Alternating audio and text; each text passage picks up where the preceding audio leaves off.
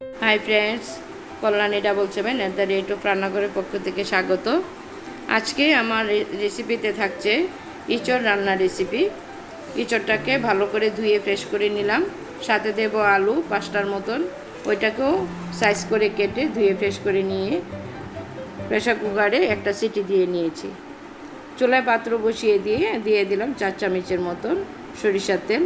ওইটাকে গরম হতে দিয়ে আমি আলুটাকে একটু লালচে করে ভেজে নিচ্ছি। আমি প্রেসার কুকারে একটা সিটি দিয়েই কাঁঠালের ইঁচড়টাও সিদ্ধ করে নিয়েছি, আলুটাকেও সিদ্ধ করে নিয়েছি। তো এখন লালচে করে আমি ভেজে নেব। ভাজাটা হয়ে গেলে আমি ইঁচড়টাকেও ভেজে নেব। এই রান্নাটা খুবই স্বাদের হয়।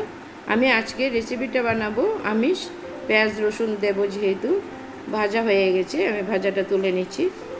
এখন এঁচড়টাকে আমি ভেজে নেব, এই তেলের মধ্যেই আমি ভেজে নেব এঁচড়টাকে।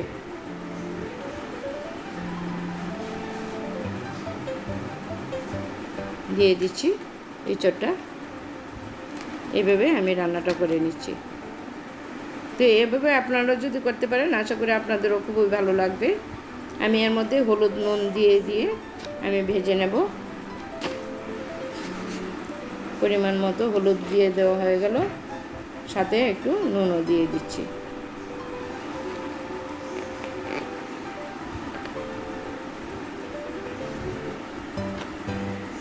অনেকটাই হয়ে গেছে ভাজা।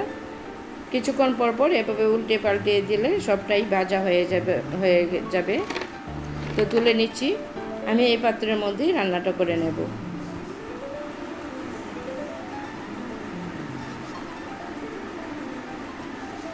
দিয়ে দিচ্ছি 3 চামচের মতন তেল।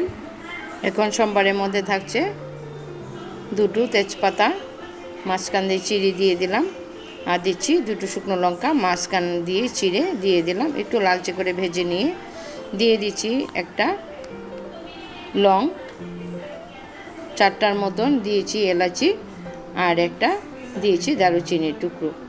এভাবে একটু ভেজে নিচ্ছি। ভেজে নিয়ে এখন বাদবাকি মশলাটা দিয়ে দিচ্ছি। কুচানো পেঁয়াজ, একটা বড় সাইজের পেঁয়াজকে ভালো করে কুচি করে দিয়ে ভেজে নেব। এখন কতক্ষণ সময় লালচে করে ভেজে নিয়ে আমরা অন্য মশলাগুলি এর সাথে অ্যাড করব। অনেকটা ভাজা হয়ে গেছে, এখন আমরা দিয়ে দেব রসুন, তেঁতু করা রসুন, আর দেব সাথে আদা। যতক্ষণ পর্যন্ত এর থেকে কাঁচা গন্ধটা না যাচ্ছে ততক্ষণ পর্যন্ত আমরা সবটাকে ভেজে নেব। এই রান্নাটা খুবই স্বাদেরও হয়। রুটি, পরোটা, ফ্রাইড রাইস, গরম ভাতের সঙ্গে সার্ভ করে খেতে পারেন, খুবই ভালো লাগে। তো এই চটটা নিরামিষ থেকে আমিষটাই বেশি ভালো লাগে। তো দিয়ে দিচ্ছি এর মধ্যে 1/2 চামচের মতো জিরে গুঁড়ো, ধনে গুঁড়ো আর লাল লঙ্কার গুঁড়ো। আপনারা আপনাদের পরিমাণ বুঝে লঙ্কার গুঁড়োটা দিতে পারেন।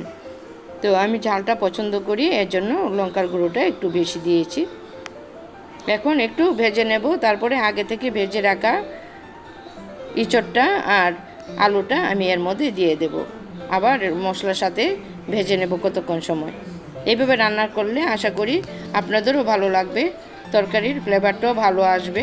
আগে থেকে ভেজে রেখে দিলে আপনারা চাইলে একসাথেও ভেজে নিতে পারেন সম্বারের পাশাপাশি। সবগুলো উপকরণ আমাদের দেওয়া হয়ে গেছে। এখন আমাদের বাকি আছে শুধু নুন। এখন নুনটা দিয়ে আমি উল্টে পাল্টে দিয়ে দেব কতক্ষণ সময়। তো এইভাবে যদি আপনারাও রান্না করেন আশা করি আপনাদেরও ভালো লাগবে। তো এইভাবে আমার পাশে থেকে আমাকে উৎসাহিত করার জন্য আপনাকে অসংখ্য অসংখ্য ধন্যবাদ। দিয়ে দিচ্ছি এর মধ্যে পরিমাণ মতো জল। আপনারা আপনাদের পরিমাণ অনুযায়ী দেবেন। যেহেতু তরকারিটা একটু ঝুলঝুলি থাকবে, সুতরাং জলের পরিমাণটা একটু বেশি দিচ্ছি। আপনারা চাইলে আপনাদের পরিমাণ বুঝে জল দিতে পারবেন। তো রুটি, পরোটা, ফ্রাইড রাইসের সঙ্গে যদি খেয়ে থাকেন তাহলে একটু ঝোলটা কম দিলেও ভালো হবে। তো দিয়ে দিচ্ছি এখানে একটা বড় সাইজের পেঁয়াজ, ওইটাকে কয়েক টুকরো করে দিয়ে দিলাম এর সাথে। আমি যেহেতু রান্নাটা 10 থেকে 12 মিনিট সময় পর্যন্ত হতে দেব, সুতরাং এর মাঝখানে ওটা সিদ্ধ হয়ে যাবে, ফ্লেভারটাও ভালো আসবে। তো ঠিক আছে বন্ধুরা, এটা দেখতে যেমনটা সুন্দর, খেতেও তেমনটা সুস্বাদু। দেখতেই পাচ্ছেন 10 থেকে 12 মিনিট পরে আমরা ফিরে এসেছি। এর বলক উঠে গেছে। দেখতে যেমনটা সুন্দর হয়েছে, খেতেও তেমন সুস্বাদু। তো কেমন হয়েছে এই রান্নাটা আপনারা অবশ্যই আমাকে কমেন্ট বক্সের মাধ্যমে জানাতে ভুলবেন না। আর যারা আমার চ্যানেলে পুরানো হয়ে আছেন তাদেরকে অসংখ্য অসংখ্য ধন্যবাদ। যারা আমার চ্যানেলটি এখনও সাবস্ক্রাইব করেননি তাদের কাছে রিকোয়েস্ট থাকবে অবশ্যই আমার চ্যানেলটা সাবস্ক্রাইব করার জন্য। পাশাপাশি পাশে থাকা বেল আইকনও ক্লিক করবেন যেন নতুন কোনো ভিডিও সবার আগে আপনার কাছে পৌঁছে যায়। তো এখন এর মধ্যে আমি দিয়ে দিচ্ছি হাফ চামচের মতো চিনি, দিয়ে আর কতক্ষণ সময় জাল হতে দেব। তো আমি এখানে কাঁচা লঙ্কা দিইনি, আমি লাল লঙ্কার গুঁড়ো দিয়েছি। দিয়ে দিলাম এখানে 1 চামচের মতন ঘি আর 4-5টার মতন কাঁচা লঙ্কা আমি এর সাথে দিয়ে কতক্ষণ সময় জাল হতে দেব। এইভাবে রান্নাটা করলে আপনাদেরও আশা করি ভালো লাগবে। আমাকে অবশ্যই কমেন্ট বক্সের মাধ্যমে আমাকে জানাতে ভুলবেন না। আর যদি তারপরেও কোনো কিছু জানার থাকে আমি ডেসক্রিপশন বক্সে সবটা দিয়ে দিচ্ছি, আপনারা চাইলে ওইখান থেকেও দেখে নিতে পারেন। তো কেমন হয়েছে আমাকে অবশ্যই জানাবেন। বেশি বেশি পরিমাণে লাইক, শেয়ার, কমেন্টস করবেন। তো ঠিক আছে বন্ধুরা, পাশে থাকার জন্য অসংখ্য অসংখ্য ধন্যবাদ। এইভাবে অবশ্যই আমার পাশে থাকবেন, আমাকে উৎসাহিত করবেন আরও নতুন নতুন ভিডিও পাওয়ার জন্য। ততক্ষণে ভালো থাকুন, সুস্থ থাকুন। আজকের মতো ভিডিও এখানে শেষ করছি। ভালো থাকবেন। ধন্যবাদ সবাইকে।